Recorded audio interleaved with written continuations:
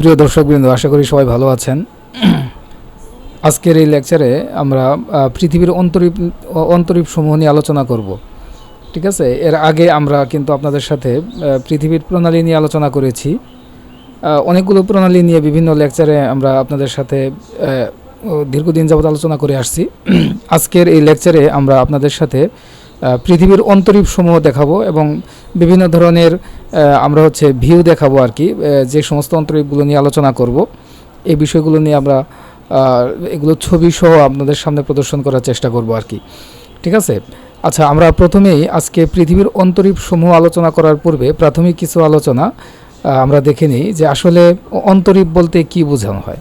ঠিক আছে, বা অন্তরীপ বলতে আমরা কি বুঝি। আচ্ছা, অন্তরীপ হলো পৃথিবীর যে এটি একটি স্থলভাগ আর কি, যেখানে সমুদ্র উপকূলবর্তী অঞ্চলে এসে পৃথিবীর যে অঞ্চলটি শেষ হয়ে গিয়েছে এটি মূলত অন্তরীপ আর কি। যদি আমরা আরেকটু সুন্দরভাবে বিষয়টি বলি আর কি, যে অন্তরীপ হলো সমুদ্র, সাগর, মহাসাগর বা উপসাগরের অগ্রভাগের দিকে প্রসারিত স্থলভাগের অগ্রভাগ বা সূচালো একটি অংশ আর কি। অর্থাৎ পৃথিবীর ভূখণ্ড যেখানে সরু হয়ে একদম সমুদ্রের যে অংশে এসে শেষ হয়ে গিয়েছে সেটিকে আমরা অন্তরীপ বলবো আর কি।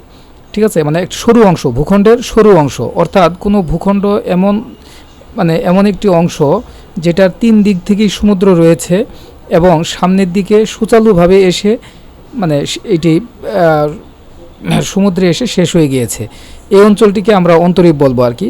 ইংরেজিতে এই অন্তরীপকে আমরা বলি কেপ, CAPE, কেপ। ঠিক আছে, আপনারা আশা করি বিষয়টি বুঝতে পেরেছেন। অন্তরীপ হচ্ছে আপনারা এখানে একটি ছবি দেখতে পাচ্ছেন, আমরা জাস্ট এখানে ছবিটি সংযুক্ত করেছি এ কারণে যে আপনারা যাতে অন্তরীপটি বুঝতে পারেন। সুতরাং অন্তরীপ হচ্ছে সমুদ্র বা মহাসাগর বা স্থলভাগের দিকে প্রসারিত অগ্রভাগ বা সুচালু একটি অংশ, অর্থাৎ এটি যেটি শুরু হয়ে গিয়েছে আর কি। অর্থাৎ কোনো ভূখণ্ড এমন অংশ যা তিন দিক দিয়ে জল দ্বারা পরিবেষ্টিত বা পানি দ্বারা পরিবেষ্টিত, সমুদ্রের পানি দ্বারা পরিবেষ্টিত এবং সামনের দিকের ভূখণ্ডটি এসে ক্রমশ শুরু হয়ে গিয়েছে, এটাকে অন্তরীপ বলে। ঠিক আছে, আপনারা স্ক্রিনের ছবি দেখতে পাচ্ছেন, ইংরেজিতে একে বলা হচ্ছে কেপ। আচ্ছা, আশা করি বিষয়টি বুঝতে পেরেছেন। অন্তরীপের কিছু বৈশিষ্ট্য রয়েছে, এটি অবশ্যই স্থলভাগের একটি অংশ হবে। অন্তরীপটি হচ্ছে স্থলভাগের অংশ, এটি সমুদ্রের অংশ নয়। স্থলভাগের সরু, ক্রমশ সরু বা সুচালু অংশটিকে আমরা বলতেছি অন্তরীপ।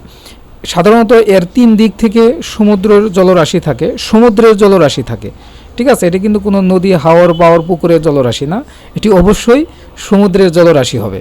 ঠিক আছে, অর্থাৎ এটি তীরবর্তী অঞ্চল, সমুদ্র তীরবর্তী অঞ্চল। এটি সমুদ্রের দিকে অগ্রসর হয়ে সুচালুভাবে ভাগ হয়ে যাবে। অন্তরীপ অবশ্যই এটি সুচালুভাবে ভাগ হয়ে যাবে এবং এখানে নৌ পরিবহন ও দিক নির্ণয়ের ক্ষেত্রে এই অন্তরীপগুলো খুবই গুরুত্বপূর্ণ ভূমিকা পালন করে থাকে। এরকম পৃথিবীর অনেক অন্তরীপ রয়েছে। ঠিক আছে, যে এগুলো পৃথিবীতে দিক নির্দেশনার জন্য, অর্থাৎ সমুদ্র পথে চলাচলের জন্য এই অন্তরীপগুলো একটি গুরুত্বপূর্ণ সাইনবোর্ড হিসাবে কাজ করে থাকে। যেহেতু এই পৃথিবীর সমুদ্র বা পৃথিবীতে যে সমুদ্র চলাচল রয়েছে, এখানে দিক নির্ণয়ের ক্ষেত্রে এই অন্তরীপগুলো একটি সাইনবোর্ড, অর্থাৎ পৃথিবীর বিভিন্ন গন্তব্যে পৌঁছানোর জন্য এগুলো একটি সাইনবোর্ড হিসাবে কাজ করে থাকে অন্তরীপগুলো। যেমন বিভিন্ন ধরনের অন্তরীপ রয়েছে, আমরা আলোচনা করব। আমাদের এই পুরো লেকচার জুড়ে আলোচনার বিষয়টি হচ্ছে পৃথিবীর বিভিন্ন অন্তরীপ সমূহ নিয়ে আর কি। এর মধ্যে রয়েছে উত্তমাশা অন্তরীপ, আপনারা এটার নাম শুনেছেন। আমরা আজকের এই লেকচারে উত্তমাশা অন্তরীপ নিয়ে বিস্তারিত আলোচনা করব। এরপরে রয়েছে গার্দা ফুই নামক অন্তরীপ, যেটি আজকের আলোচনার বিষয়। ঠিক আছে, এরপরে আমরা ক্রস এবং ফ্রিউ অন্তরীপ নিয়ে আলোচনা করব। আজকে মূলত আমরা এই 4 ধরনের অন্তরীপ নিয়ে আলোচনা করব আর কি। ঠিক আছে, আশা করি আপনারা বিষয়টি বুঝতে পেরেছেন। অন্তরীপ বিষয়টি হচ্ছে যে এটি একটি ভূখণ্ডের অংশ যেটা সমুদ্রের ভেতরে তীরের মতো বেরিয়ে গেছে, অর্থাৎ তীরের মতো সরুভাবে এটি বের হয়ে গেছে, সেই বেরিয়ে থাকা অংশটি হচ্ছে অন্তরীপ। অর্থাৎ সমুদ্রের যে অংশটি সুচালুভাবে সমুদ্রের মধ্যে প্রবেশ করেছে ভূখণ্ডের। ঠিক আছে, অনেক সময় জাহাজ চলাচলের ক্ষেত্রে এটি গুরুত্বপূর্ণ চিহ্ন বা সাইনবোর্ড হিসাবে কাজ করে থাকে। আচ্ছা, এই অন্তরীপ কথাটি বললে এটার সাথে আরেকটি গুরুত্বপূর্ণ কথা চলে আসে, সেটি হচ্ছে পেনিনসুলা বা উপদ্বীপ কাকে বলে। উপদ্বীপ এবং অন্তরীপের মধ্যে কিন্তু একটি গুরুত্বপূর্ণ সম্পর্ক রয়েছে এবং এর মধ্যে যথেষ্ট পার্থক্য রয়েছে। ঠিক আছে, আমরা এটা নিয়ে একটু আলোচনা করি যে আসলে অন্তরীপ এবং উপদ্বীপ দুটি কিন্তু জলের মানে সমুদ্রের মধ্যে এসে প্রসারিত একটি অংশ, ঠিক আছে, যেটি প্রসারিত হয় স্থলভাগ, এবং এটি আকার আকৃতি এবং এর মধ্যে পার্থক্য বেশ রয়েছে। যেমন আমরা যদি সংজ্ঞার ক্ষেত্রে বলি যে সমুদ্র বা মহাসাগরের দিকে বেষ্টিত ছোট এবং সুচালু অংশটিকে আমরা বলতেছি অন্তরীপ, এবং উপদ্বীপ হচ্ছে তিন দিকে জল দ্বারা বেষ্টিত, যেখানে এসে মানে সাগরের যে অংশটি এসে শেষ হয়ে গিয়েছে আর কি, ঠিক আছে। তার মানে হচ্ছে যদি ভূখণ্ডটি সুচালু হয় তাহলে সেটি হবে অন্তরীপ, আর যদি সুচালু না হয়, এটি প্রশস্ত কোনো অংশ হয় ভূখণ্ডের, যে অংশটি এসে সমুদ্রে শেষ হয়ে গিয়েছে, সেটিকে আমরা বলবো হচ্ছে উপদ্বীপ বা পেনিনসুলা। দুইটার ক্ষেত্রেই কিন্তু তিন দিক থেকে মানে সমুদ্র থাকে আর কি, অর্থাৎ মানে সমুদ্র জলরাশি থাকে। আর আকার আকৃতির দিক থেকে যদি পার্থক্যের কথা বলি, অন্তরীপ সমূহ হচ্ছে ছোট আকৃতির, আর পেনিনসুলা হচ্ছে অনেক বড় আকৃতির। আর আকৃতির দিক থেকে হচ্ছে সুচালু টাইপের থাকে অন্তরীপ, আর পেনিনসুলা সাধারণত বিস্তৃত কোনো ভূখণ্ড, মানে স্থল ভূখণ্ড আর কি, বিস্তৃত কোনো স্থল ভূখণ্ড, ঠিক আছে। এবং অন্তরীপের অবস্থান হয় উপকূলের একদম শেষ, মানে উপকূলের শেষ প্রান্তে এটি সবচেয়ে বেশি দেখা যায়, এবং মহাদেশের অংশবিশেষ সাধারণত ওই পেনিনসুলার ক্ষেত্রে এটা বিস্তৃতি থাকে। এবং গুরুত্বের দিক থেকে যদি বলি যে এটি নৌ চলাচল এবং দিক নির্ণয়ের ক্ষেত্রে এটি গুরুত্বপূর্ণ সাইনবোর্ড হিসাবে কাজ করে থাকে অন্তরীপ। আর পেনিনসুলাতে কিন্তু জনবসতি থাকে, এখানে অর্থনৈতিক কর্মকাণ্ড, বিভিন্ন ধরনের মানুষের জীবনযাত্রার বিভিন্ন ধরনের কার্যাবলী এখানে সম্পন্ন হয়ে থাকে। অন্তরীপে কিন্তু সেটা থাকে না সাধারণত আর কি, ঠিক আছে। উদাহরণ হিসাবে তো আমরা বলেছি উত্তম আসাম অন্তরীপ, কেপ গুড হোপ, এরকম আর কি। আর উপদ্বীপ বা পেনিনসুলা হচ্ছে যেমন আরব উপদ্বীপের কথা বলতে পারি, আমরা চুক্সি পেনিনসুলার কথা বলতে পারি বেরিং সাগরের দিক থেকে, ঠিক আছে। এগুলো হচ্ছে পেনিনসুলা। আচ্ছা, ঠিক আছে। তাহলে আমরা যদি আরেকটু সহজভাবে বলি, মানে সমুদ্রের দিকে বেরিয়ে থাকা ছোট বা সরু ক্রমশ অংশকে আমরা বলবো হচ্ছে অন্তরীপ, আর তিন দিকে স্থল বেষ্টিত বিশাল বিস্তৃত ভূমি স্থলভূমি বিস্তৃত, যেটি সমুদ্র উপকূলে বিস্তৃত রয়েছে, এটিকে আমরা বলবো হচ্ছে পেনিনসুলা বা উপদ্বীপ, ঠিক আছে। আশা করি আপনারা বিষয়টি বুঝতে পেরেছেন। আচ্ছা, আজকে আমরা যে বিষয়গুলো নিয়ে আলোচনা করব, ঠিক আছে, আমরা আজকে তিনটা অন্তরীপ নিয়ে আলোচনা করব, আপনারা সেই অন্তরীপগুলো দেখবেন। প্রথমত আমরা আলোচনা করব হচ্ছে ক্রস ও ফ্রিউ অন্তরীপ, ঠিক আছে। এরপরে রয়েছে গার্দা ফুই নামক অন্তরীপ, এবং আমরা উত্তম আশা অন্তরীপ, এই তিনটি অন্তরীপ নিয়ে আমরা আলোচনা করব, ঠিক আছে। চলুন আমাদের আজকের যে আলোচনার বিষয় সেখানে আমরা প্রথমেই যে বিষয়টি নিয়ে আলোচনা করব সেটি হচ্ছে ক্রস ও ফ্রিউ অন্তরীপ। দুইটি অন্তরীপ একসাথে আলোচনা করব, যেহেতু একটি দেশের মধ্যে দুইটি অন্তরীপ রয়েছে কাছাকাছি, এই কারণে আমরা দুইটিকে একসাথে আমরা আলোচনা করব, পৃথক পৃথকভাবে এটির বর্ণনা করব আর কি, ঠিক আছে। আচ্ছা, ক্রস এবং ফ্রিউ অন্তরীপ এই দুইটি নামিবিয়াতে অবস্থিত। আমরা প্রথমেই ক্রস এবং ফ্রিউ অন্তরীপ সম্পর্কে একটু বিস্তারিত দেখে নিব আর কি। আচ্ছা, প্রথমে হচ্ছে ক্রস অন্তরীপ। এই ক্রস অন্তরীপ হলো আফ্রিকার দক্ষিণ পশ্চিম উপকূলে নামিবিয়ার আটলান্টিক মহাসাগরের তীরবর্তী একটি বিখ্যাত অন্তরীপ। আটলান্টিক মহাসাগরের তীরবর্তী নামিবিয়াতে অবস্থিত, ঠিক আছে, আটলান্টিক মহাসাগরের তীরবর্তী একটি গুরুত্বপূর্ণ একটি বিখ্যাত অন্তরীপ। এবং এই অন্তরীপের কিছু বৈশিষ্ট্য রয়েছে, যেমন এটি মূলত সমুদ্র তীরবর্তী একটি পাথুরে অঞ্চল, মানে এই অন্তরীপটি আসলে একটি পাথরের, পুরোটাই ভূমিটাই হচ্ছে পাথরে নির্মিত। এখানে পৃথিবীর অন্যতম বৃহৎ ক্যাপ ফার সিলের উপনিবেশ দেখা যায়। আচ্ছা, এখানে সিল হচ্ছে সমুদ্রে বসবাসকারী এক ধরনের প্রাণী। আপনারা সিলের ছবি স্ক্রিনে দেখতে পাচ্ছেন, এখানে আমি একটি ছবি সংযুক্ত করেছি, ঠিক আছে। এটি হচ্ছে সিল, এবং এই সিলদের প্রধান উপনিবেশ, অর্থাৎ পৃথিবীতে আমরা সিলের বসবাস আমরা অ্যান্টার্কটিকাতেও দেখতে পাই, মানে শীত প্রধান অঞ্চলে, এবং কেপ ফার সিল এই যে প্রাণীগুলো রয়েছে এদের উপনিবেশ থাকে আর কি, আপনারা ছবি দেখতে পাচ্ছেন। 1486 খ্রিস্টাব্দে পর্তুগিজ নাবিক ডিয়াগো কিউ, মানে তিনি সর্বপ্রথম এই পাথরের যে একটি ক্রস স্থাপন করেছিলেন এখানে। আপনারা ওই যে ক্রস যে ছবিটি, আমরা কিছু ছবি দেখাবো আর কি আপনাদের, এই যে একে ক্রস অন্তরীপ কেন বলা হয়। 1486 সালে সর্বপ্রথম পর্তুগিজ এক নাবিক এখানে ক্রস স্থাপন করেছিলেন, পরবর্তীতে এটি সাইন হিসাবে ব্যবহৃত হয়ে থাকে, ঠিক আছে। এই ক্রস সাইনের নাম অনুসারে এটাকে বলা হচ্ছে কেপ অফ ক্রস, ঠিক আছে, বা ক্রস অন্তরীপ। বর্তমানে এটি একটি সংরক্ষিত পর্যটন এলাকা, ঠিক আছে। এবং এটির গুরুত্ব হচ্ছে সমুদ্রের জীববৈচিত্র্যের মানে এক অভাবনীয় এখানে এক সম্মিলন ঘটেছে এই অঞ্চলে। এবং পর্যটন এবং গবেষণার দিক থেকে এই অঞ্চলটি খুবই গুরুত্বপূর্ণ একটি অঞ্চল, এই অন্তরীপের জায়গাটি।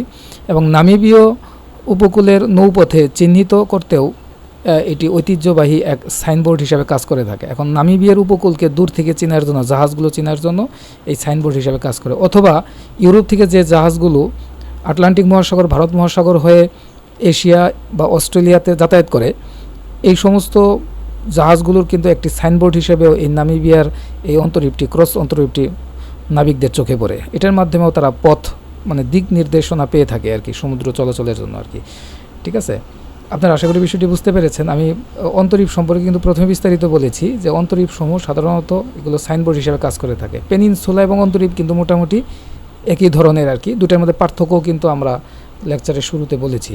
আচ্ছা, এরপরে হচ্ছে ফ্রিজ অন্তরীপ বা ফ্রিউ অন্তরীপ।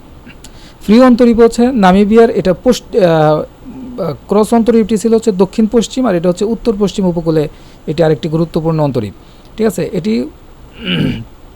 এটিও আটলান্টিক মহাসাগরের তীরে অবস্থিত, নামিবিয়াতেই, একই দেশে আর কি দুইটি অন্তরীপ। এটিও আটলান্টিক মহাসাগরে অবস্থিত এবং এর বৈশিষ্ট্য হচ্ছে অঞ্চলটি শুষ্ক এবং মরুভূমি প্রাকৃতির। কিন্তু ক্রস অন্তরীপটি কিন্তু সমুদ্র তীরবর্তী একটি পাথুরে অঞ্চল। ঠিক আছে, এবং সমুদ্রে কুয়াশা এবং ঠান্ডা স্রোতের প্রভাবে এখানকার আবহাওয়া একটি বিশেষ ধরনের আবহাওয়া বিরাজমান থাকে সবসময়। ঠিক আছে, কুয়াশা এবং প্রচণ্ড ঠান্ডা থাকে এখানে, এবং এটি ঐতিহ্যবাহীভাবে নাবিকদের জন্য একটি বিপজ্জনক উপকূল হিসেবে পরিচিত। এই অন্তরীপটি, এই অঞ্চলটি, অর্থাৎ মানে আটলান্টিক মহাসাগর হয়ে ভারত মহাসাগরে যে সমস্ত জাহাজগুলো চলাচল করে, এটির মধ্যে এই অন্তরীপের অংশটি এটি খুবই বিপজ্জনক, এবং নাবিকরা এই অঞ্চলটিকে একটি সাইনবোর্ড হিসাবে তারা ব্যবহার করে থাকে, অর্থাৎ দিক নির্ণয়ের জন্য আর কি। সামুদ্রিক নৌ পরিবহনের দিক থেকে স্থানটি খুবই গুরুত্বপূর্ণ, এবং উপকূলীয় মরুভূমি এবং সামুদ্রিক পরিবেশের মানে উপকূলীয় পরিবেশ এবং সামুদ্রিক মরুভূমি, মানে উপকূলীয় মরুভূমি রয়েছে। নামিবিয়ার যে বিখ্যাত বিশাল মরুভূমি রয়েছে, ওই মরুভূমির একটা বিশাল অংশ কিন্তু এখানে পড়েছে। এই কারণে সমুদ্র এবং মরুভূমির মধ্যে এক মিলনস্থল দেখা যায় এই ফ্রিউ অন্তরীপের এখানে। ঠিক আছে, আচ্ছা, আমরা এবার হচ্ছে এই ক্রস অন্তরীপের কিছু ইমেজ দেখি আর কি। এটা হচ্ছে ক্রস অন্তরীপ। আমরা যে বলেছি সিল, আপনারা দেখতে পাচ্ছেন এই যে সিলের উপনিবেশ, এখানে প্রচুর পরিমাণে সিল থাকে, যেগুলো সমুদ্রের সাথে বালুময় অঞ্চলে, পাথুরে অঞ্চলে এসে তারা বসবাস করে আর কি। আমরা এরপরে আরেকটি ছবি দেখিয়েছি যে ওই যে আপনার পর্তুগিজ এক নাবিক যে ক্রস চিহ্ন সর্বপ্রথম স্থাপন করেন এখানে আর কি, এটা একটা সাইনবোর্ড হিসাবে কাজ করে থাকে এই ক্রস চিহ্নটি। দূর থেকে নাবিকরা এটা দেখে নামিবিয়ার উপকূলকে তারা শনাক্ত করতে পারে। ঠিক আছে, এবং এই যে এখানে একটা সিল বসে রয়েছে, আপনারা দেখতে পাচ্ছেন। হ্যাঁ, সিলের উপনিবেশ আমরা যেটা বলেছি। ঠিক আছে, এখানে দুইটি ইমেজ সংযুক্ত করেছি ক্রস, এবং এই ক্রস চিহ্নের কারণেই কিন্তু এটার নাম ক্রস অন্তরীপ নামিবিয়াতে। আমরা মানচিত্র দেখব পরবর্তীতে। এবং ফ্রিউ অন্তরীপের আমরা কিছু ইমেজ সংযুক্ত করেছি, যেটা মরুভূমির সাথে সমুদ্রের যে এক বিশাল সম্মিলন ঘটেছে আমরা বলেছি। ঠিক আছে, মানে ফ্রিউ অন্তরীপের এখানে কিন্তু মরুভূমি এসে সমুদ্রে মিলিত হয়েছে, নামিবিয়ার বিশাল মরুভূমি অঞ্চল রয়েছে এখানে। ঠিক আছে, এই যে এটাও হচ্ছে এই বিভিন্ন সিলের বসবাস রয়েছে এই অঞ্চলে আর কি, মানে দুইটাই ভিউ আর কি এই ফ্রিউ অন্তরীপের এখানে। ঠিক আছে, আচ্ছা, আমরা মানচিত্রে একটু দেখি আর কি যে আসলে ক্রস এবং ফ্রিউ অন্তরীপ এটার অবস্থান হচ্ছে কোথায়, এটা মনে রাখবেন। নামিবিয়ার অগ্রভাগে, নামিবিয়ার অগ্রভাগ সুচালো যে অংশটি সমুদ্রে মিলেছে সেটাকে আমরা বলতে চাইছি ক্রস ও ফ্রিউ অন্তরীপ, দুইটি একই সাথে। ঠিক আছে, এবং এটি পতিত হয়েছে দুইটি দক্ষিণ আটলান্টিক মহাসাগরে পতিত হয়েছে। আচ্ছা, আমরা এবার একটু ইমেজ দেখবো আর কি। ঠিক আছে, যে মানচিত্রে নামিবিয়া কোথায়, এই যে আপনারা নামিবিয়া দেখতে পাচ্ছেন দক্ষিণ আটলান্টিক মহাসাগরের তীরে, এটা হচ্ছে নামিবিয়া। এবং নামিবিয়ার এখানে হচ্ছে এই যে দুইটি অন্তরীপ লাল বর্ণের অংশটিতে আপনারা দেখতে পাচ্ছেন, এই দুটি অঞ্চল। আমরা এই যে নামিবিয়ার দুইটা উপকূলকে যদি আমরা দেখাই, এই যে এটা একটা, ঠিক আছে, এই দুইটা উপকূল, এই দুই উপকূলের মধ্যে এই যে এটাকে আমরা বলতে হচ্ছে ফ্রিউ অন্তরীপ, যেটার সাথে মরুভূমি সম্মিলন ঘটেছে। এবং এই যে অঞ্চলটি আপনারা দেখতে পাচ্ছেন নামিবিয়ার এই অঞ্চলে, এটি হচ্ছে ক্রস অন্তরীপ। ঠিক আছে, আশা করি দুইটি অন্তরীপ আপনারা বুঝতে পেরেছেন। ঠিক আছে, এই দুইটি অন্তরীপই নামিবিয়াতে অবস্থিত। ওকে, আচ্ছা, এই দুটি হচ্ছে আপনারা এই যে এখানে আপনারা এখানে ছবি দেখতে পাচ্ছেন দুইটি অন্তরীপের। ঠিক আছে, আচ্ছা, আমরা পরবর্তীতে যে অন্তরীপটি নিয়ে আলোচনা করব সেটি হচ্ছে গার্দাফুই অন্তরীপ। গার্দাফুই অন্তরীপ, আমরা প্রথমেই গার্দাফুই অন্তরীপ এর কিছু ভিউ দেখবো আর কি, যে এই যে গার্দাফুই অন্তরীপ ইয়েমেন এবং হচ্ছে এটা হচ্ছে সোমালিয়া দ্বীপ, এবং এই সোমালিয়া দ্বীপের এই যে অগ্রপ্রান্ত যেটা সুচালু সমুদ্রে এসে শেষ হয়েছে, এটাকে আমরা বলছি কেপ গার্দাফুই।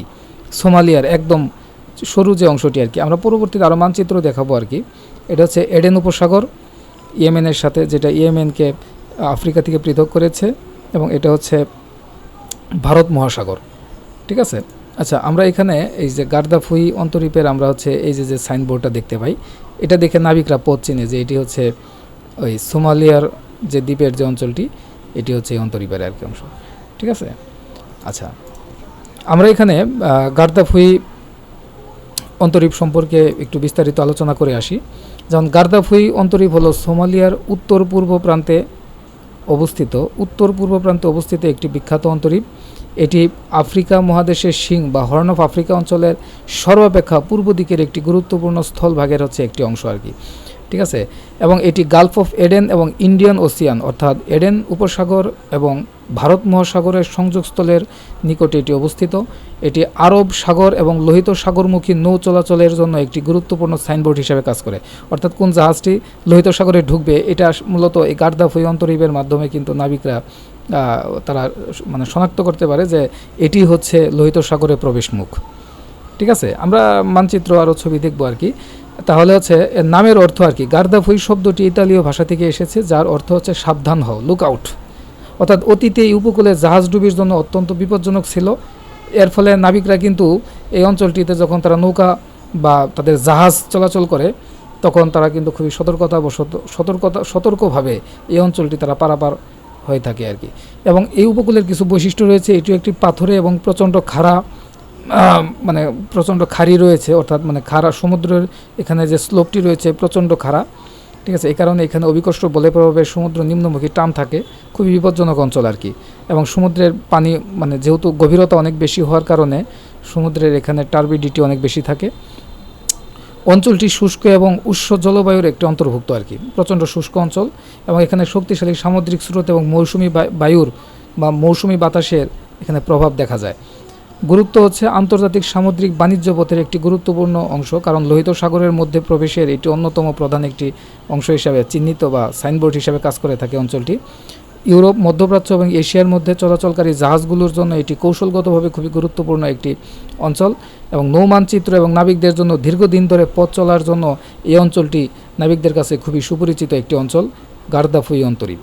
ঠিক আছে, আমরা মানচিত্রের মধ্যে গার্দাফুই অঞ্চলটি দেখব। তার আগে হচ্ছে তাহলে আমরা একটু দেখে নিই যে গার্দাফুই অন্তরীপ এটির অবস্থান হচ্ছে সোমালিয়ার অগ্রভাগ। গার্দাফুই অন্তরীপ হচ্ছে সোমালিয়ার অগ্রভাগ এবং এটি পতিত হয়েছে ভারত মহাসাগরে। ঠিক আছে, আমরা এবারে যে মানচিত্রে এটা ছবিটি দেখি। আপনারা এই যে অঞ্চলে দেখতে পাচ্ছেন, এই যে সোমালিয়ার যে অগ্রপ্রান্ত, এই যে Ethiopia, horn of Africa, Eritrea, Ethiopia এবং সোমালিয়া, এই তিনটাকে একসাথে বলা হচ্ছে হর্ন অফ আফ্রিকা। এটা হচ্ছে এডেন সাগর। ঠিক আছে, এবং এই যে অঞ্চলটি আপনারা দেখতেছেন একটা রিংয়ের মতো অ্যানিমেটেড হচ্ছে, এই অঞ্চলটাকে আমরা বলতেছি হচ্ছে গার্দাফুই অন্তরীপ। ঠিক আছে, অর্থাৎ এই যে ওমান সাগরের ভিতর দিয়ে এটি হচ্ছে ভারত মহাসাগরের অংশ, এখান থেকে লোহিত সাগরে প্রবেশের জন্য এই গার্দাফুই অন্তরীপ নাবিকদের কাছে একটি সাইনবোর্ড হিসেবে কাজ করে। ঠিক আছে, এটি হচ্ছে আফ্রিকা মহাদেশের মানচিত্র, এটা আপনারা ভালোভাবে দেখে নেবেন আর কি।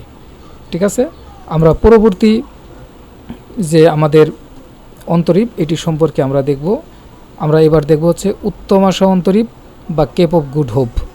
এটি মানে খুবই গুরুত্বপূর্ণ একটি অন্তরীপ পৃথিবীতে, যেটি ভারত মহাসাগর এবং আটলান্টিক মহাসাগরের মিলনস্থলে এই উত্তমাশা অন্তরীপ অবস্থিত আর কি।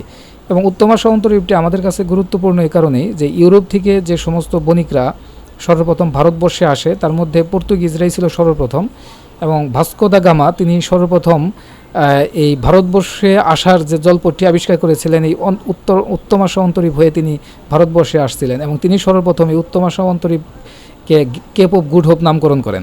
ঠিক আছে, এবং তিনি এখানে এসে অবস্থান করে ভারতবর্ষকে তারা খুঁজে পায়। ঠিক আছে, আমরা এখন এই কেপ অফ গুড হোপ বা উত্তমাশা অন্তরীপ নিয়ে বিস্তারিত আলোচনা করব। আচ্ছা, উত্তমাশা অন্তরীপ সম্পর্কে আমরা যদি একটু বিস্তারিত বলি, যে উত্তমাশা অন্তরীপ আফ্রিকা মহাদেশের দক্ষিণ পশ্চিম প্রান্তে অবস্থিত একটি বিখ্যাত অন্তরীপ।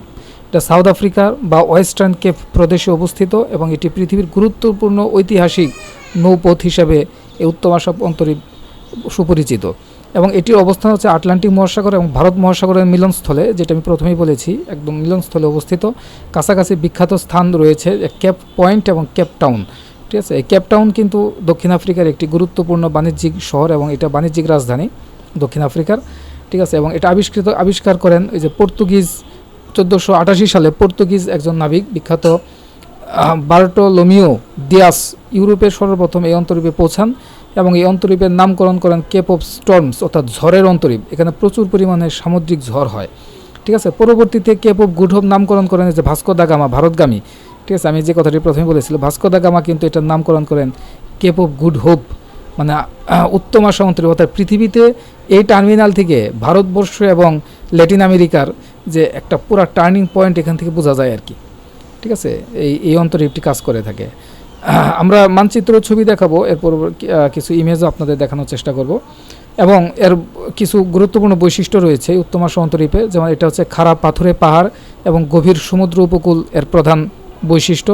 এখানে প্রবল বাতাস এবং উত্তাল সমুদ্র দেখা যায়। অঞ্চলটি জীববৈচিত্র্য সমৃদ্ধ, প্রচুর পরিমাণে সামুদ্রিক প্রাণী এবং উপকূলীয় বিভিন্ন প্রাণীর সমারোহ দেখা যায়, উদ্ভিদ এবং প্রাণীর এখানে। ঠিক আছে, ইউরোপ থেকে এশিয়ায় সমুদ্রপথে আসার এটি হচ্ছে সবচেয়ে গুরুত্বপূর্ণ অন্তরীপ, যেটার মাধ্যমে সাইনবোর্ড হিসাবে কাজ করে থাকে, যেখান থেকে ভারতবর্ষ বা অস্ট্রেলিয়া মহাদেশে অর্থাৎ পৃথিবীর এশিয়ার পশ্চিমাঞ্চল, দক্ষিণাঞ্চল এবং এশিয়ার পূর্ব দিকে যাওয়ার প্রধান সাইনবোর্ড হিসাবে কাজ করে থাকে। আন্তর্জাতিক নৌ বাণিজ্যের ইতিহাসে এটি খুবই গুরুত্বপূর্ণ একটি অঞ্চল। বর্তমানে এটি একটি সমুদ্র মানে পর্যটন এরিয়া হিসাবে দক্ষিণ আফ্রিকার একটি খুবই গুরুত্বপূর্ণ একটি অঞ্চল। হ্যাঁ, এবং এলাকাটি একটি সংরক্ষিত এলাকা। ঠিক আছে, আচ্ছা আমরা একটু দেখিয়েছি উত্তম আশা অন্তরীপটি সাউথ আফ্রিকার আসলে কোথায় অবস্থিত। আমরা এখানে উত্তম আশা অন্তরীপের কিছু ভিউ দেখাচ্ছি, আপনারা দেখতে পাচ্ছেন যে, সুতরাং বুঝতেই পারছেন আপনারা ছবিটি দেখে এখানে উত্তম আশা অন্তরীপের যে অঞ্চলটি আর কি, এটি আসলে কেন দক্ষিণ আফ্রিকার মধ্যে এত বিখ্যাত একটি পর্যটন এরিয়া।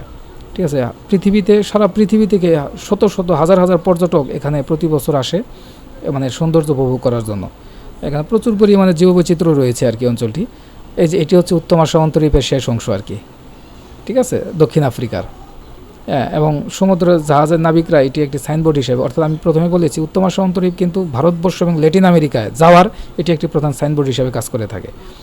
ঠিক আছে, আচ্ছা আমরা এখানে একটু দেখে নিই যে উত্তম আশা অন্তরীপের অবস্থানটা কোথায়। তাহলে দক্ষিণ আফ্রিকার অগ্রভাগ আপনারা দেখেছেন, এবং এটি পতিত হয়েছে হচ্ছে দক্ষিণ আটলান্টিক মহাসাগরে। আমরা এবার একটু মানচিত্রে দেখি আর কি যে উত্তম আশা অন্তরীপের অবস্থানটা আসলে কোথায়। এই যেটা হচ্ছে দক্ষিণ আফ্রিকা, এবং এই যে অঞ্চলটি হচ্ছে আপনারা কিছুক্ষণ আগে ভিউ দেখলেন এবং ছবি দেখলেন আর কি, যে এটি হচ্ছে ভারত মহাসাগর, এদিকে হচ্ছে দক্ষিণ আটলান্টিক মহাসাগর। আর এই যে আপনারা অঞ্চলটি দেখছেন অ্যানিমেটেড যে জায়গাটি, এটি হচ্ছে উত্তম আশা অন্তরীপ। ঠিক আছে, একদম আটলান্টিক মহাসাগর ভারত মহাসাগরের প্রায় সংযোগস্থলে অবস্থিত আর কি। অঞ্চলটি প্রচণ্ড খাড়ি আর কি, এখানে সমুদ্রে প্রচুর গভীরতা রয়েছে। ঠিক আছে, আশা করি আপনারা বিষয়টি বুঝতে পেরেছেন। আজকে আমরা 4টি অন্তরীপ নিয়ে আলোচনা করেছি। পরবর্তী লেকচারে আমরা বাকি অন্তরীপ সমূহগুলো নিয়ে আলোচনা করব আর কি। পরবর্তী লেকচার দেখার আমন্ত্রণ জানিয়ে আজকে এখানেই শেষ করছি। আপনারা সবাই ভালো থাকবেন। আল্লাহ হাফেজ।